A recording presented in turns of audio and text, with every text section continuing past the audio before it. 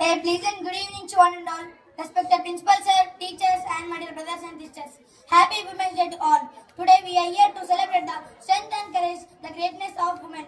Women are not just a part of society. They are its foundation. They are leaders, warriors and change makers. Every great revolution, every great change in history has makes a fearless woman. From Rani Lakshmi on the battlefield, Kalpana Chawla soaring into the space, Savitribai Phule lighting of the lamp of education.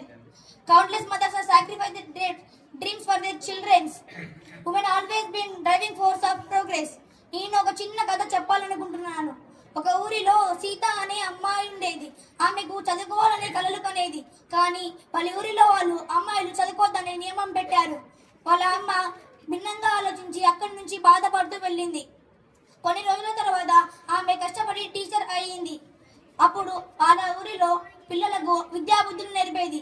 అప్పుడు ఆమెను చదువు వద్దని అడ్డుకున్న వాళ్ళే ఇప్పుడు వాళ్ళ పిల్లలని బడికి పంపడం అలవాటు చేశారు.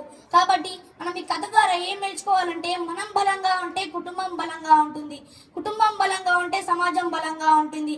కాబట్టి మై డియర్ సిస్టర్స్, మీ కళలను వదులుకోకండి, మీ కళలను వదులుకోకండి. మీరు అనుకుంటే ఈ ప్రపంచాన్ని మార్చగల శక్తి మీలో ఉంది. చివరికి ఒక చిన్న మాట చెప్పి ముగిస్తాను. ఈ రోజు మహిళల గొప్పతనాన్ని గౌరవిస్తూ వాళ్ళ కళలు నిజం కావాలని మనసారా కోరుకుంటున్నాను.